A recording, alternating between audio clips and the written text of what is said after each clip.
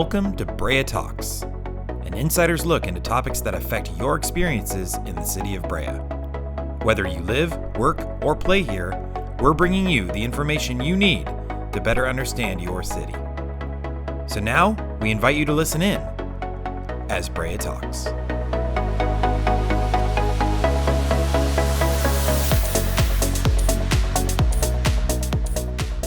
Hello and welcome. I'm Dan Fenstermaker, and today Brea Talks the future of Brea PD. Joining us today is Brea's very own Chief of Police, Chief Adam Hawley. Chief, thanks for being here with us today. You're welcome. It's good to be here, Dan. Thank you for inviting me. I am ready to geek out. I hope so. I am ready to geek out, and I know you are just the man to geek out with, because we're going to talk about some really awesome stuff happening now and in the very near future of our police department. Well, I am a self-proclaimed nerd. Yes. And I sit on several technology-related committees. Okay. So let's fasten our seatbelts, because it's going to get weird. I love it. Before we get to all that, we're going to cover a lot of awesome stuff. And, there's going to be, I feel like there might be some skeptics out there that are going to have a feeling of, how's that going to work? There's no way that's real. That's science fiction. But really the large advancements of technology as it relates to law enforcement and crime prevention and especially crime solving is certainly nothing new. No, in fact, I would offer the counter opinion that in public safety compared to the private sector, we're really behind. Oh. And I think we have a lot of catching up to do in order to really embrace the 21st century, much less look beyond and see where it is that we're going and what the possibilities exist to keep our community safer. Sure. And our CSI unit, which is fantastic, several landmark cases solved by our CSI unit, I know, in the past few decades. Certainly fingerprinting and DNA are some examples of huge advancements in technology, but that's, at one point that was probably considered pretty crazy, and now it's commonplace. Some of the stuff we're going to talk about today, in the next few decades is going to be considered commonplace. Oh, absolutely. And I'm glad you brought up where we came from. It's important to study the past to understand where we may be going in the future. I think the old quote is that, future doesn't repeat itself, but it rhymes with history. Sure. Right? So we need to have an opportunity to understand the past. And, fingerprints, you're right. Over 100 years ago, back in the early 1900s, this crazy new technology evolved. In fact, it was so radical at the time that the FBI decided, after it was newly formed, hey, we need to get police chiefs together across the United States and share this technology and get on the same page and standardize it. Oh, wow. In order to successfully use this tool to help really generate investigative leads to hopefully identify people who may be responsible for crimes, or at least were at the location where a crime occurred, right? That doesn't just necessarily mean somebody committed a crime because their fingerprint is there. Right. But it generates leads for our detectives to do really human detective work. Right. To try and find out who people are. And then you fast forward, not quite 100 years later, but it pains me to say in the 1980s, which is now 40 years ago. Sure. Thanks for that, Chief. Yes, I feel it. I live that as well. But this crazy new technology called DNA came on scene, and that was revolutionary at the time. It still is. I mean, there are advancements in DNA technology that even over the past couple of years have really changed the way that we're able to identify through genetics and family members whose unknown DNA profile may have been left at a crime scene. Wow. And I think that's something that 40 years ago, when DNA first came on the scene, maybe wasn't even viewed as a possibility. Or another advancement has been the quantity of DNA needed left at a crime scene. For example, now literally what we refer to as touch DNA, almost like a fingerprint, where somebody touches a surface. Now their DNA is on that surface. That small, minute quantity of DNA can be replicated in a lab. to a point where the sample size is big enough that we can get an actual identification from it. And I think, again, 20, 30 years ago, that wasn't even Sure. on anybody's radar to be able to do. And now we're solving, serious crimes with that kind of technology. Yeah, I mean, 30 years ago, the DNA, the craziest thing was cloning dinosaurs. Was the idea, and who would have thought that that all these years later, it's improving itself. Right. That's Continuing to change and grow and evolve. Right. That's incredible. Okay, so now moving, here we are in 2024. This isn't necessarily new. Maybe a couple years ago, we implemented body-worn cameras for all of our officers. Talk a little bit about that and the software that kind of comes with those body-worn cameras. Yeah, and before I dive into that, I think I'm going to go back to a little bit of a history lesson. So Brea PD has a unique and innovative history in the state of California. Throughout our 100-plus year history, we have had a reputation of being an innovative department. And I think a key example of that is back in the 70s, our department was the first in the state of California to record contacts with citizens. Really? And we did that with old school tape recorders. Huh. That couldn't have been comfortable to think wear. of your Walkman style Sure. full-size cassette tape recorders strapped on a gun belt. And our officers, all the way back in the 1970s, started recording interactions with suspects and citizens on contacts out in the field. That's awesome. I think of Back to the Future scenes. Sure. With the headphones and the large Walkman-style tape recorder. Yeah. That was what was available at the time, and certainly nobody in the entire state of California, close to 400 police departments, nobody was doing that at the time. That's become commonplace. So you fast forward, that technology then became more efficient and smaller. Our department eventually evolved to recording on micro cassette recorders. In fact, that's my first memory of this technology, working at this department in the mid-90s, is using micro cassette recorders. And when I was a new patrol officer, I was issued one of those devices. And it was very interesting and awkward and cumbersome to be on a traffic stop or on a call, and for you to run out of recording tape, hearing the beep, having to flip the tape over to side B. Many of our listeners may not even know what I'm talking about. And then continue, or keeping a stack of these micro cassette tapes with you so that you could continuously record interviews or conversations or whatnot. And it was great because we would use these. They were admissible in court.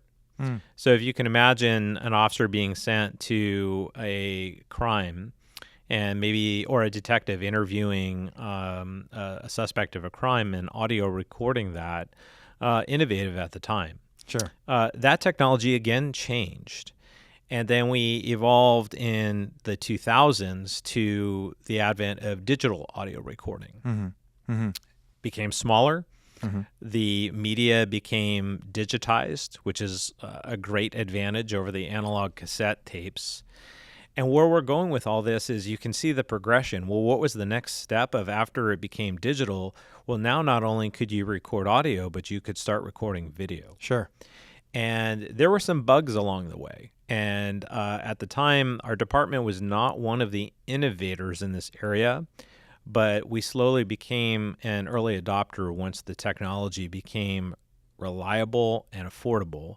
And boom, now we have full body-worn cameras.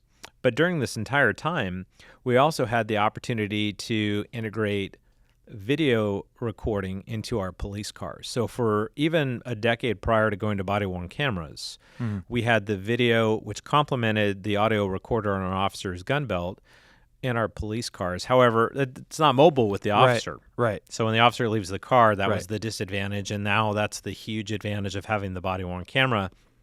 To this day, we maintain both systems. We have a video recording system in our cars that works seamlessly with the body-worn cameras on the officers, and we can watch both in real time as the incident unfolds. It's great evidence in court to be able to see that. Sure. That's awesome. Then the storage. Right. So and there's this whole new area that we're exploring. us, the courts, the defense on digital evidence management, which becomes tricky because not only do we have to store it properly with our retention, but we also have to get this evidence to court. Right. So that's a new evolving area that we're continuing to explore and grow in.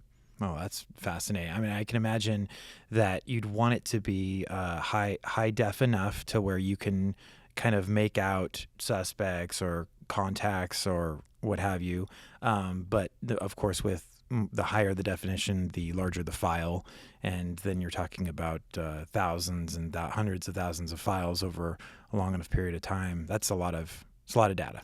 It's a lot of storage, and then we also want to talk about security. Yeah. And making sure that those digital environments are secure, because many recordings can be graphic or sensitive or just include, very personal information that we have to keep private. Well, that's awesome. So every officer has that, and they have it in their cars, and it's all synced together. Yes. That's fantastic. Something else that's been on police cars for quite some time, but now we'll start seeing them in the city is license plate readers. Correct. That's not like future. That's like happening right now. It is. So you're right when you say it's not new technology, and it's not new technology here in Brea. We've used it for a long time. The technology started with larger, clunkier.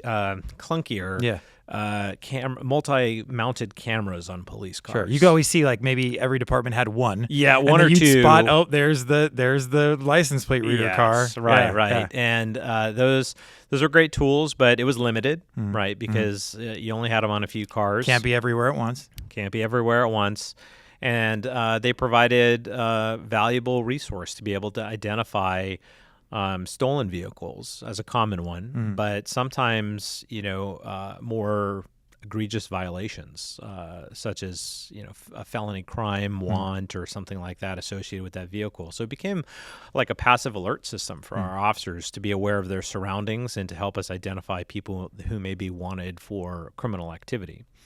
Through some grants several years ago, we were able to get some fixed-mounted license plate reader cameras. But again, there were only limited locations where these were at. The technology was good, but not as good as it is today. So they were limited in their ability to be able to scan license plates and be able to share information. But again, it's evolved since then. It's crazy how when the tech, it's almost like you just need to get to a particular level of technology, and then it exponentially explodes in such a short amount of time. Sure. It's almost like it gets perfected. It takes decades to get to a place, and then over the span of maybe 2 years, it's like, doubled in terms of its efficiency. And well, I'm a big fan of Moore's Law, which initially talked about computing speed or processing speed. And the theory was roughly, if I'm paraphrasing, every 18 months or so, processing speed would double. Yeah. And that's been historically true up to a point where now we're getting so efficient. Moore's Law has kind of shifted a little bit to refer more to internet speed and how our connectivity has just exponentially increased. Sure. So you combine those two things together, computer processing speed and internet connectivity speed, and gosh, it opens a lot of doors. Sure, absolutely. Especially with like not to go backwards, but especially when it comes to video and HD and those sort of things in real time. Yes. I told you we were going to nerd out, folks. This is You found the right guy. So those prior versions have now given way to new versions of ALPRs, as we refer to, automatic license plate reader cameras. Oh, okay. And ALPRs now are something that has been installed throughout the city of Brea at our major ingress-egress points as a point of contact, essentially, as people are traversing through the city, because Brea is a very transitory city, the way our city is set up and our streets. Sure. We now have the ability to monitor those vehicles coming and going and getting that information. And we retain that for a relatively short amount of time, but we have that ability. Also, you mentioned previously our in-car video cameras. Those also now have the ability, because they're such high quality, to be a license plate reader Oh. camera. So this first iteration that we have in our police cars, it's good, but it can get better. So it can scan a vehicle in front of us at a relative speed and give us that information. I've already previewed the next generation of cameras that are coming. And those cameras can record and scan license plates at higher speeds. Sure. And not just the lane of traffic in front of you, but multiple lanes of traffic on either side of the police car, in addition to what's directly in front of you. So you can see, again, where that technology is advancing. Yeah. Let's talk about something that I personally love, being an FAA Part 107 certified pilot that's myself. the real deal right there, right? Let's talk about drones. Yes. And how the police department is currently rolling out a drone program. That's right. So, with drones, drones, UASs, UAVs, they go by a lot of different names. We typically like to call them UASs, unmanned aerial systems, because it's a complex system, really. Yeah. It's something we've been looking at for a long time, and there are different versions and different sizes of drones for different purposes. What we've currently rolled out is what we refer to as small field deployable drones. And these are drones, if you can think about it, that they fit in a suitcase-sized box. And we have, just like you, a series of officers who have been trained as FAA Part 107 certified pilots. So they're the real deal. Mm-hmm. They've gone through training with a professional drone operating company. Mm-hmm. They've taken their FAA test and passed. And recently, we've deployed this new benefit to our community that several of these officers who are trained will check out these drones at the beginning of their shift, and they will deploy them out in the field and use them as needed. So if you can imagine, we have a lot of warehouses here in Brea. It's a great example. We'll sometimes get an audible alarm of a burglary alarm at one of these businesses, and I've been there many times where I've arrived at the business, and we find an open door. Or a door that's been broken into. Well, to clear even a small warehouse, say 100,000 square feet, it takes a lot of manpower to do that. And to get all the way around and make sure nobody's still inside the building and preserve evidence. Well, these drones become a force multiplier to us. So now what we can do is we can have an officer deploy a drone in the field, launch it up, and clear the entire exterior perimeter of that building, looking for potentially signs of forced entry or suspects that may be leaving the area, and quickly relay that information to other officers. Sure. And then we can focus in on what we need to focus in on. So that program exists today, and we're looking at continuing to build and add on to that program. And I would describe we're going to go in each direction. We're going to go smaller with smaller drones soon. Those smaller drones have the ability to actually fly into homes or structures. And you think of the advantage, this is a huge safety advantage. And we've been on, as a former detective, I've been on many search warrants and different dangerous calls where up till now, we've had to send officers into dangerous situations to look for people inside of buildings or rooms. Sure. Now, using this technology, we have the ability to keep the people outside and safe and send a drone in to see if anybody's inside, maybe lying in wait or just hiding, and then try and use other methods to safely bring them into custody instead of risking a confrontation or have officers go into that situation. Is this a situation where it's not just camera-mounted drones, but also possibly infrared or heat, so that you can actually get a, for lack of a better term, X-ray view of the building to see if there's any heat signatures inside where possible suspects or, victims or what have you might be? Right. So, X-ray is not accurate. It can't scan through walls, essentially. But it can, a lot of these cameras are equipped with infrared or thermal detectors that can give a heat signature. Right. And I'll do a couple more on top of that. They're equipped with lighting, so we can illuminate a particular area. And many of them are equipped with two-way communication devices so that we can speak with people that may be hiding in a particular area. Sure. So it's like it's just like a mini helicopter. It's an unmanned helicopter, essentially, that you can deploy quicker and is more efficient and, can get closer and, So, and that's a great segue into, so we're in this middle level drone right now, mid-sized drone. We talked about how we're going to go smaller here soon to have these smaller drones that can go inside of structures. And then the other side of the spectrum is we're going to go big. Oh. And there is a concept in public safety called DFR, standing for Drone as a First Responder. And you hit the nail on the head when you talked about like a police helicopter. So these larger drones are what are referred to as nesting drones because they have a landing pad. Oh, wow. And they're not field deployable, like I described earlier, where they sit in a suitcase and you take them out and use them. They actually have a landing pad where they recharge their battery, and that's where they're based out of, almost like a helicopter would be. Sure. And then when they launch, they have, a much bigger battery capacity, can fly for longer. They can also fly for faster to get on scene quicker. Sure. And then their cameras and communication capabilities much stronger and much more enhanced than the mid or smaller sized drones. And what we've seen in jurisdictions that have deployed this type of technology is that while they can't do everything that a police helicopter can do, boy, they can do a lot. Sure. Sounds like and they can do it at a fraction of the cost, which is an exciting possibility because now this once really unattainable technology has been scaled to a version where it can be used almost by any size police department. That's crazy.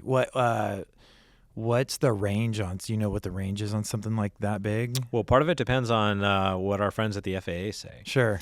So without getting too technical on the FAA side, and I am not a Part 107 pilot, but my son is actually studying to become an airline pilot, so wow. I am a nerd when it comes to aviation as well. I love hearing his stories about flying. By the way, he has not seen any aliens in his flights. I'm very upset by that, but well, it's another day.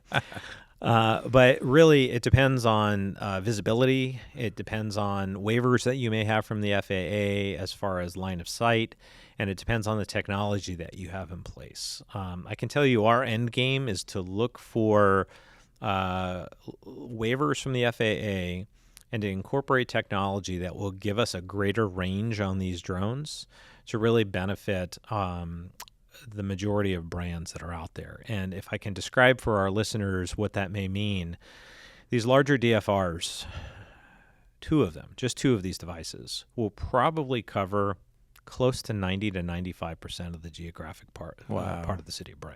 That's crazy. That's all, and especially with the hills and just the different types of terrain and stuff like that. That's incredible. That's super beneficial. So, give a little bit of history lesson, a little bit of credit where credit is due. The innovators in this area are located right here in Southern California. Really? It was back in 2018 when the president directed the FAA to incorporate commercial drones into airspace. A lot of private companies were at that very first meeting. Probably no strangers to us. People like Amazon, Sure. Other shipping companies that may have a vested interest in using that kind of delivery system. There was one public safety agency that showed up at that meeting. Wow. Chula Vista Police Department in San Diego. Huh. They have been true innovators of this technology in the law enforcement space since 2018 and have really driven both vendors and the FAA to a point where this technology is usable and tremendously successful. And what I would direct our listeners to do is look at the Chula Vista Police Department's Drone as a First Responder website. They have an amazing website that talks about the history of their program. But we're modeling a lot of our proposed work plan and operations based on what it is that they're doing. And most importantly, Dan, I'm super impressed with the transparency that they have on their website. They list the flight path, data, and information about every single DFR flight that they do. See, and that's great because my next question was about the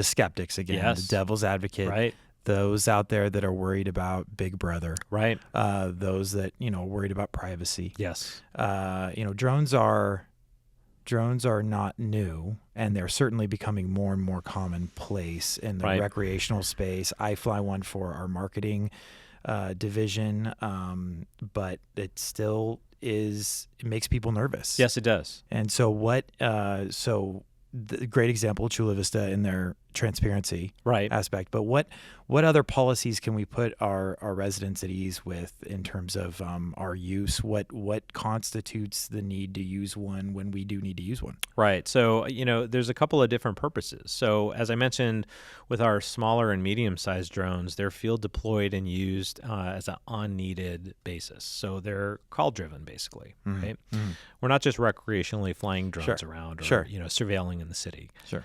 The same is true with the larger DFR drones. So these larger drones are dispatched, if you will, to real-time calls for service, critical incidents, if you will, to be able to arrive on scene and to broadcast real-time video back to our officers who are responding. Safeguards and guardrails are critical to this. And as we've been, over the past 2 years, developing workflows and concepts about these technologies, we've really strived to be able to engage the public and ask their opinion about how we can do that, and working on integrating guardrails and policies to safeguard people's privacy. Sure. So some of that has to do with the use, right? When you launch, Right. what are you doing with the camera? Where's that camera pointed? Right. Well, it should be pointed up so that it's not looking down as it's flying over someone's backyard, as an example. Okay. Another part of it has to do with, well, where are you flying these and why are you flying them? Right. And that goes back to my point about how Chula Vista is doing it, is that, hey, you can look, if you have a question, like you'll be able to look on the website and you can see, was that a police department drone? Because we've gotten some calls prior to us even having drones. Sure. Hey, you guys were flying a drone. No, we don't have them. That was probably me. I'm sorry. Maybe. That was me. I apologize. Case of a mistaken identity. But you'll be able to, in the future, when we have our large DFR program up and running, to be able to look and see where we flew these drones, what was the purpose of that, and really kind of get that question answered. And then the last part of it has to do is, when we do record video, how long do we retain that video, and for what purpose do we retain that? So we're building really robust retention policies about how long we record that video, Right. and why we would choose to retain it outside of our normal retention policy. And that generally would have to do with if we have video that becomes evidence. Ongoing investigations, Correct. evidence, et Yeah. cetera. So a good example might be if we dispatched a drone to a felony car stop of a stolen vehicle. We might then record that car stop and book that video as evidence to be used in court at a later time. That would fall outside of our normal retention period and would defer to the court's retention on that particular criminal case. Got it. We have a separate evidence recording system for that. Got it. Okay. All right. Well, that's great. All of this tech is awesome on its own and extremely beneficial, but we're not looking at this from like an a la carte perspective. This is all part of a much larger plan. Talk a little bit about that. Yes, it is. So I'll start by sharing really an analogy. And I'm dating myself because, I talk about the... We're too late for that. You took I know, us back to we the know, 80s. we know. But I think about the advent of the iPhone as an example. And I remember watching that Apple keynote address well over 10 years ago now, where Steve Jobs got out in front of the audience and talked about, hey, I'm really excited that we have a new iPod, we have a new cell phone, and we have a new internet communication device that we're releasing this year. And nobody got it. Right. And he said it again. And he said it again. And he said it again until the audience started realizing, wait a minute, this isn't 3 separate devices. This is 3 technologies in one device. I know. And the world changed. Oh, yeah. Right? Yeah. And it's really more than 3 devices, because now we have a video camera in there. Yep. We have all these apps and powerful software tools. I mean, we have more computing power in our pocket than the Apollo spaceship had that landed on the moon. Sure. Right? It's crazy. Yeah. And we use this to look up videos of cats, which is a whole nother story. Pretty funny. The same, we kind of took the same approach to looking at public safety technology. What was out there?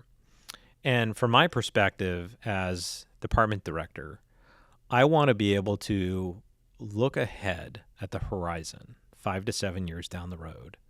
And really I'm not trying to predict the future, Dan, but I'm trying to forecast, right? What may be coming down the road. Sure. And 2 to 3 years ago, when we started really focusing in on what is out there, we started having conversations and we started thinking about kind of the iPhone story. Like there's a lot going on out in the private sector right now where these technologies may end up working together in order to benefit our community. And we saw an opportunity to have all of these disparate systems and technologies integrate into one platform. And thus was born this concept of what is now called our Integrated Crime Center. And in our industry, these centers are typically referred to as RTCCs, Real-Time Crime Centers. Our name change is intentional. We call it an Integrated Crime Center for a couple of reasons. One has to do with all these different systems coming together, right?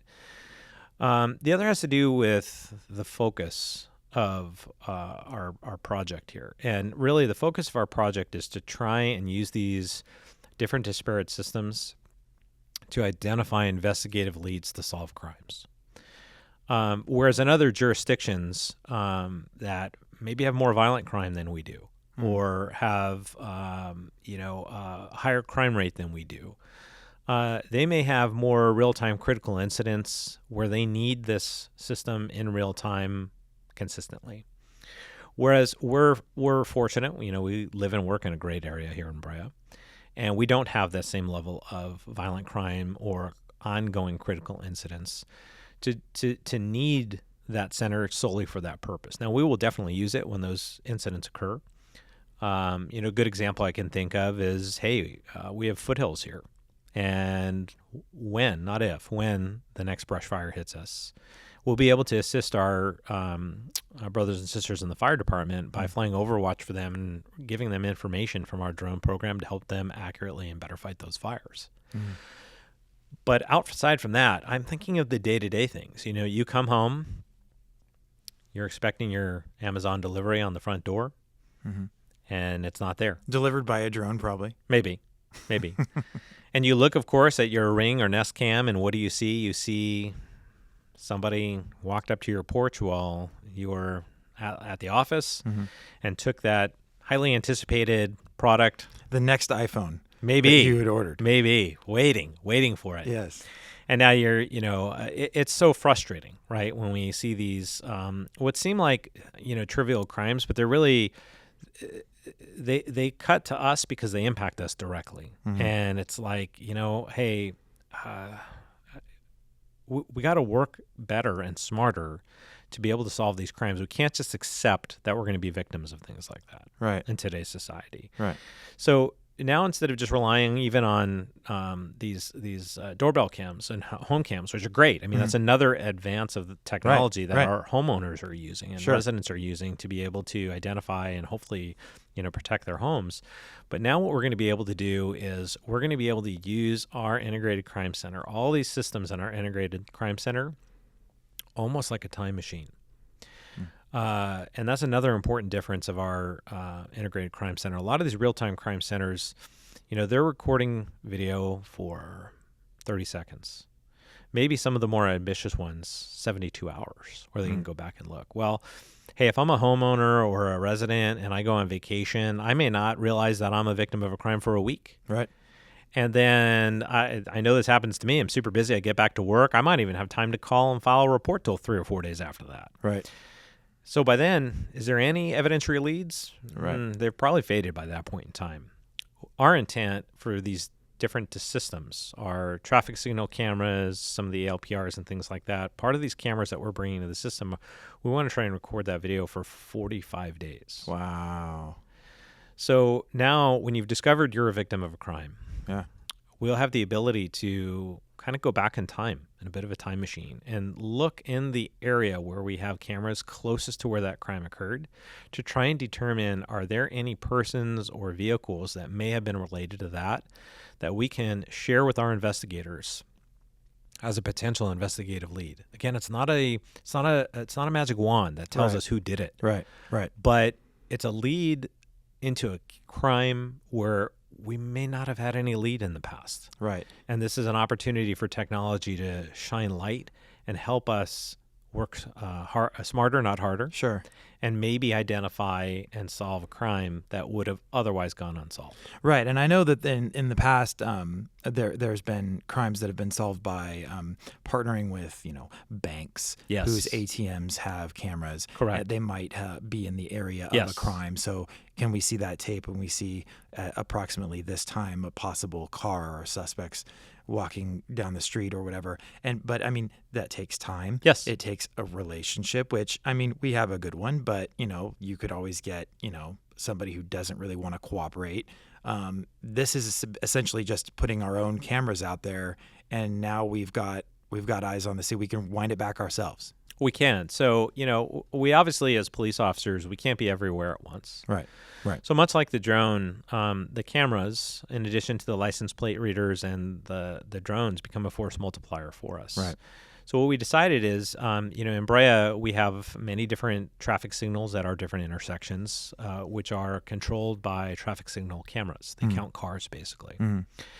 And those cameras really don't do anything except for that. Mm. So what we found through technology is that we can bring those cameras into our integrated crime center software and be able to record that video, and through things like AI, which is another scary word that people misunderstand, sure, are able to do things like, hey, I'm looking for a white pickup truck with black rims. Between this date and this time, can you help me search for that vehicle? So, ordinarily you talked about your videotape from a bank. Right. If we had a situation like that, and I've done this before as a detective, I would sit and watch 12 hours of video. Yikes. Maybe at double speed.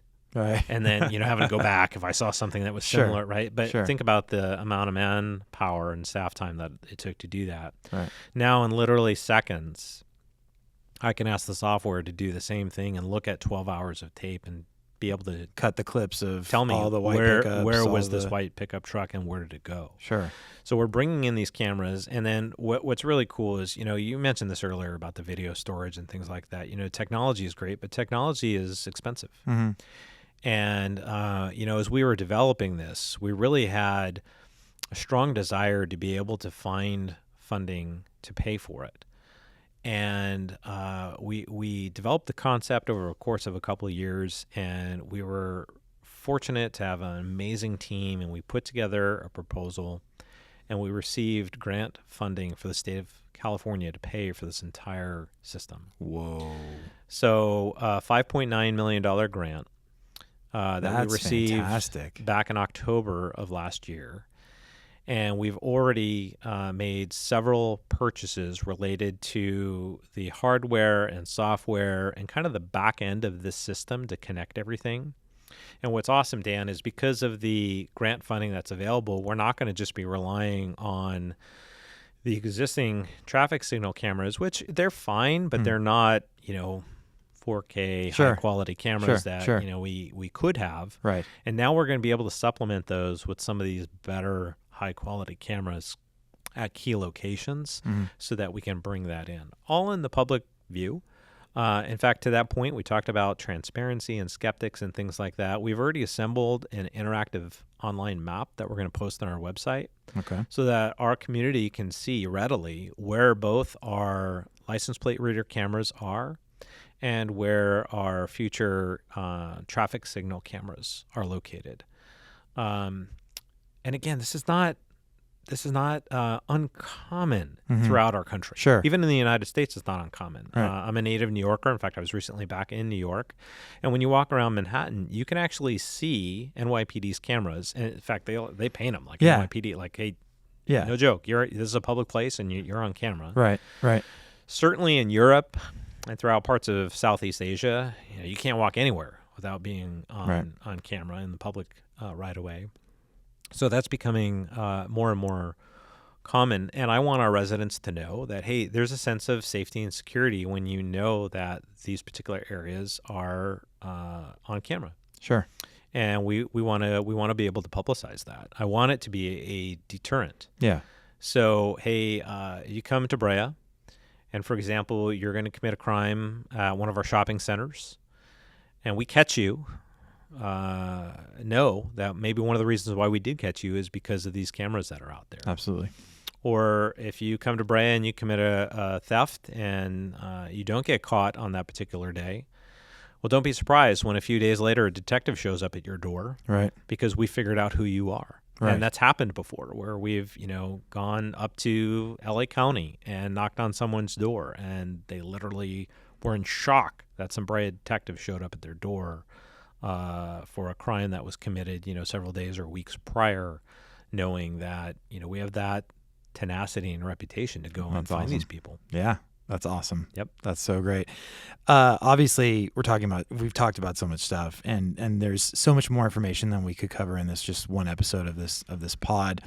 But if people wanted to go, you already mentioned the website where Sure. they can get a little more information on the ICC and the maps and all those things. Where a website, best place to go for more Absolutely. information on all these things? Yeah. So on our Brea Police Department website, we have a section about the Integrated Crime Center that you can learn more information.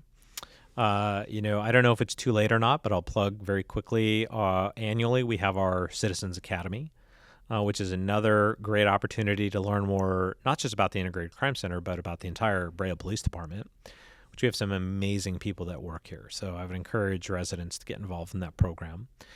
And we have some great volunteer opportunities that people can volunteer at the police department. And we're in early stages in having conversations about, could we potentially integrate volunteers into our Integrated Crime Center program? Oh, very cool. And that's an exciting opportunity as well. Of course, there's training and things like that go into it as well. But there's certainly a staffing component to it. That's one thing I have to emphasize here, Dan. We're talking a lot about technology. Mm-hmm. But technology doesn't work without highly skilled, highly ethical people at its controls. Right. And part of our grant funded several positions, including crime analysts, to be able to monitor and work the system. Right. IT staff to be able to support it, to make sure that it's working properly.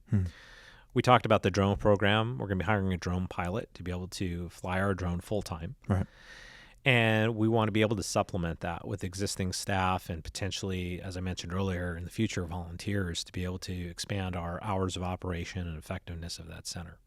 That's great. This is one of those examples of where technology really helps the workforce. It does. Instead of hurting it. Right. And this is that's great. That's fantastic, Chief. I there's nobody I'd rather geek out with. It's always a pleasure when we're not even recording a pod and we're just talking about, the latest and greatest, and with all this fast moving, this technological world that we're in, it's awesome to know that our police department is at the forefront of using these advances. And we are, and not only here locally, but I'm doing what I can to advocate for this at the state level as well. Oh, cool. Oftentimes technology evolves faster than the law, or faster than we as humans can even understand it. I think AI is a prime example of that right now. And I mentioned at the beginning of our discussion today, some of the committees that I sit on, tech committees. Well, one of the committees I sit on is for the California Police Chiefs Association, which is a statewide organization comprised of, police chiefs from the entire state, so almost 400 of us. And I sit on the technology committee, and we explore these areas and work towards developing best practices and guardrails that can be emulated by departments across the entire state of California.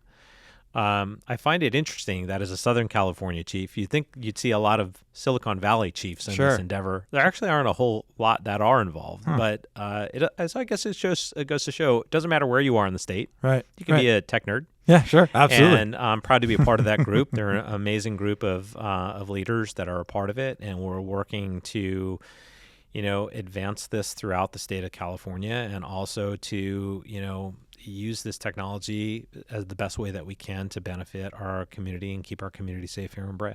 Awesome. Well, Chief, from one nerd to another, thanks for joining us today. I appreciate it. I do too. Thank you for the time and conversation. Absolutely. That's it for this episode of Brea Talks. This episode and all episodes of Brea Talks can be heard wherever you get your podcasts, as well as on the City of Brea YouTube channel, Brea TV, and our new, speaking of technology, our new Brea TV app that you can find in any of the major app stores or for whatever device you may have. Please don't forget to like, subscribe, rate, and review, and we'll see you next time. Thanks again for listening in as Brea Talks.